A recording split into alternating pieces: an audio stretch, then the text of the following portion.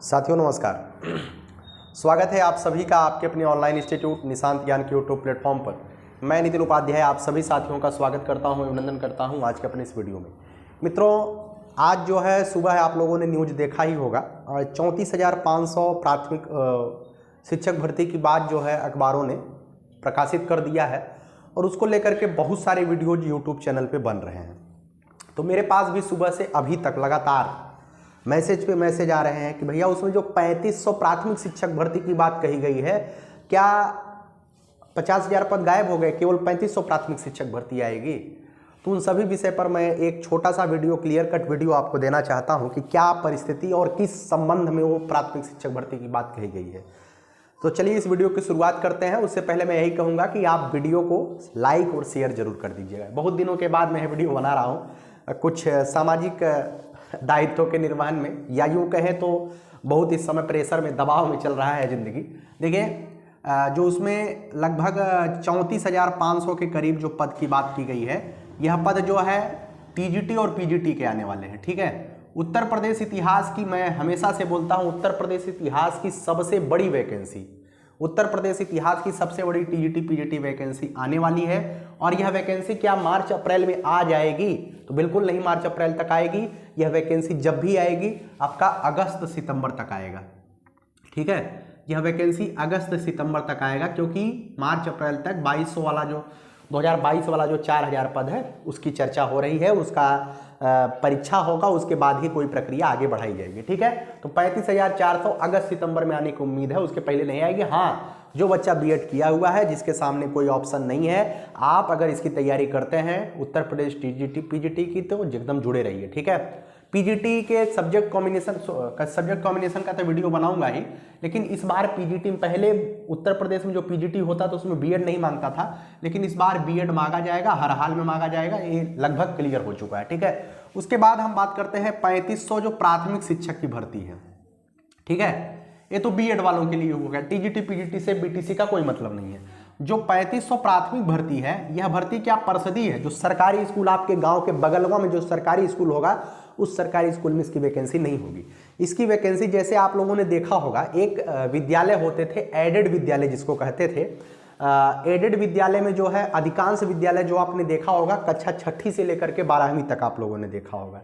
ठीक है, लेकिन कुछ विद्यालय ऐसे होते थे जो 1 से लेकर के 8वीं तक होते थे। उस समय 1996 की हम बात बताते हैं, 1996 से पहले, ठीक है, 1996 के पहले जितने भी 1 से लेकर के 8वीं तक मान्यता प्राप्त विद्यालय थे, सरकार ने उन सभी विद्यालयों को अनुदानित कर दिया था, अर्थात एडेड विद्यालय के रूप में मान्यता दिया था। तो उसमें 1 से लेकर के 8वीं तक भी स्कूल थे, कक्षा 6 से लेकर के 12वीं तक भी स्कूल थे। जितने स्कूल 1996 तक थे, उस समय राज्यपाल शासन था, मोतीलाल वोरा जो है उत्तर प्रदेश के राज्यपाल थे, उस समय बहुत सारे स्कूल एडेड हुए थे। तो उसी एडेड स्कूलों में जो है 3500 प्राथमिक शिक्षकों की भर्ती भी आएगी। यह भी क्लियर है, क्योंकि बहुत दिनों से वैकेंसी नहीं हुई है। पहले इसमें जो है प्रबंध समिति भर्ती करती थी, प्रबंधक जो है पैसा वगैरह लेकर के अपना जो भी कार्यक्रम होता था, मैं खुले बोल सकता हूँ भाई, इसमें बहुत सारा एकदम खुलेआम चलता था। जो इसका जुआड़ था, जिसकी लाठी उसी की भैंस, जिसका सदस्य, जिसका प्रबंधक, उसी का नौकरी लगता था यहाँ पे। लेकिन अभी जूनियर एडेड में जो है सारी सिस्टम खत्म कर दिया गया है। अब जो है प्राथमिक हो, चाहे 6 to 8 हो, चाहे 11-12 हो, हर जगह जो है टीजीटी पीजीटी के माध्यम से ही वैकेंसी होगी। यही टीजीटी पीजीटी वैकेंसी होती थी अभी तक एडेड में खाली टीजीटी पीजीटी वैकेंसी होती थी, प्राथमिक जूनियर की वैकेंसी होती नहीं थी। अब जूनियर की एक वैकेंसी 1800 आई है, जो कि कोर्ट में है। उम्मीद है कि बहुत जल्दी वो क्लियर हो जाएगी, मार्च अप्रैल तक क्लियर हो जाएगी। उसके बाद इस भर्ती की प्रक्रिया शुरू होगी। प्राथमिक शिक्षकों की भर्ती में कुछ लोग कहेंगे भैया ये एडेड विद्यालय में आ रहा है, क्या बीएड इसमें एलिजिबल होगा? इसमें बीएड एलिजिबल नहीं होगा, इसके लिए मात्र डीएलएड ही एलिजिबल होगा। इस बात को ध्यान रखिएगा। जो एनआईओएस से डीएलएड किए हुए हैं उनको भी एक मौका मिलेगा। एनआईओएस से डीएलएड वाले हमेशा पूछते रहते हैं कि भैया एनआईओएस से हम किए हैं, सुप्रीम कोर्ट ने हमको मौका दिया है, क्या हम लोग फॉर्म भर पाएंगे? अगर आपको सुप्रीम कोर्ट ने मौका दिया है तो आप जरूर फॉर्म भर पाएंगे, इसमें कोई दिक्कत आपको नहीं है। ठीक है, यही इसी प्राथमिक शिक्षक भर्ती की बात हो रही थी।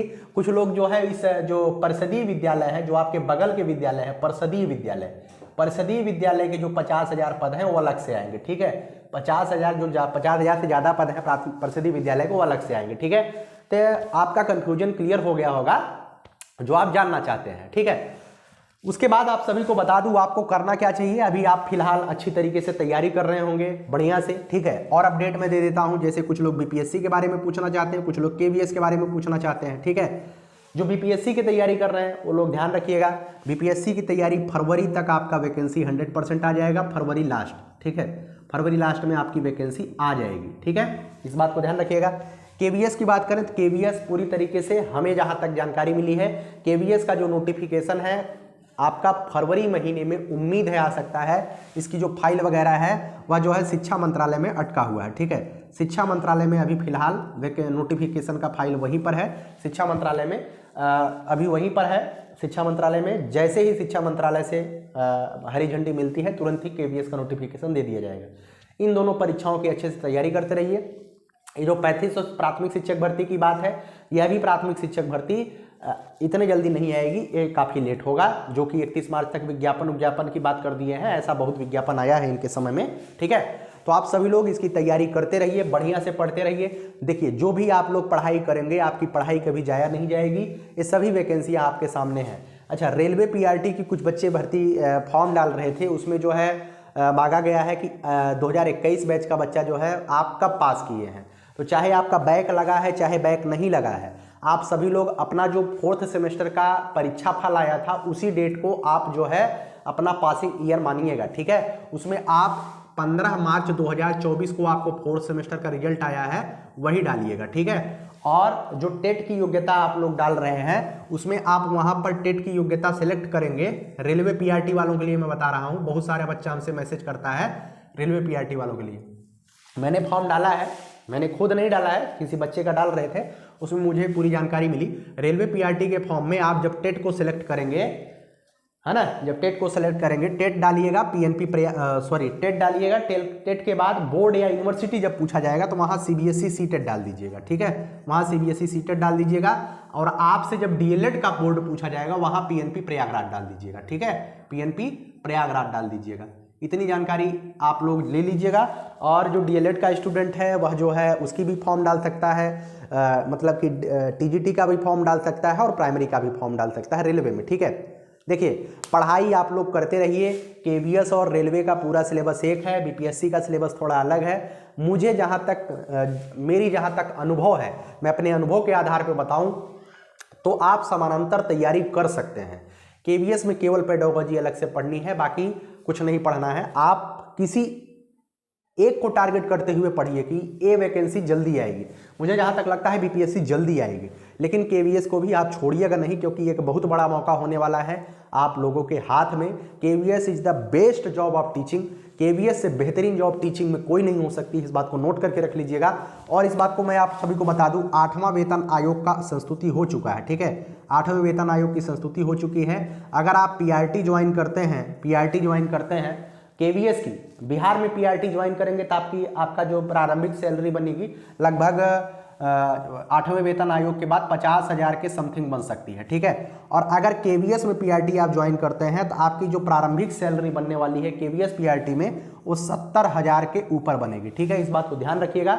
इसके लिए मैं सैलरी क्यों बता रहा हूँ, आप अच्छे से पढ़ते रहिए, ईमानदारी से पढ़ते रहिए। यह वही वक्त है जब लोग जो है डिस्ट्रैक्ट हो रहे हैं, परेशान हो रहे हैं, इसी वक्त आपको कलम को घिस कर को नौकरी ले लेनी है। मुझे लगता है कि आप सभी लोग अच्छे से ईमानदारी से पढ़ रहे होंगे। और देखिए मेरा जहाँ तक मानना है, कुछ बच्चा कहता है भैया आप गणित पढ़ा रहे थे, गणित बीच में छोड़ दिए हैं, आप पढ़ाइए ना गणित। तो मैं आपको बता दूँ, देखिए मेरा शौक़ है ये करना। अभी मैं कहीं बाहर से आया हूँ और आया हूँ उसके बाद जो है थका हुआ था, लेकिन किसी बच्चे ने हमसे पूछ लिया ऐसा मैसेज करके, फ़ोन करके, मैंने सोचा ये वीडियो ही बना दूं 3500 वैकेंसी की क्या लफड़ा है। उसके बाद अभी सारा कार्यक्रम जो गृहस्थ वाला होता है वो सभी करना है, इसी वजह से नहीं हो पा रहा है। लेकिन हाँ, कोशिश करेंगे कि बहुत जल्द आप सबके लिए मैं काम कर पाऊँ। आप लोग भी मुझे दुआएं देते रहिए कि मैं भी स्वस्थ रहूं और आगे के लिए बेहतर कार्य करने के लिए प्रयत्नरत जो हूं वो प्रयत्न हमेशा चलता रहे। आखिरी लाइन बोल करके वीडियो को समाप्त करूंगा। यही जज्बा रहा तो मुश्किलों का हल भी निकलेगा, जमी बंजर हुई तो क्या वहीं से जल भी निकलेगा। न हो मायूस न घबराई अंधेरे से मेरे साथी, इन्हीं रातों के दामन से सुनहरा कल भी निकलेगा। अगर आज हम लोग संघर्षों की काली रातें काट रहे हैं तो आने वाला दिन सफलता का सूर्योदय होगा, यह मुझे पता है, 100% सत्य है। मैंने इस चीज़ को देखा है, पाया है। मेहनत कभी भी बेकार नहीं जाती है, इस बात को ध्यान रखिएगा। कुछ चीज़ें जिसके लिए आप बेहतरीन मेहनत करते हैं छूट जाती हैं कभी कभार, लेकिन वो पढ़ाई कभी बर्बाद नहीं होती। उस पढ़ाई का परिणाम आपको आने वाले समय में देखने को मिलता है। ठीक है, कलम को घिसा किसी दूसरे के लिए, लेकिन मिलता कुछ और है ना। तो मैंने भी, कुछ लोग हतोत्साहित हो जाते हैं, भैया इसमें बहुत ज़्यादा मेरा चांस था और नहीं हो पाया। तो ये आप परेशान मत होइए। मेरी रणनीति यही रहती है कि आपको सही दिशा की तरफ मेहनत कराया जाए, और वही है कि उम्मीद है कि आने वाला समय बहुत चमकता हुआ रहेगा। और चलिए, बहुत बहुत आभार, धन्यवाद। जय हिंद, जय भारत।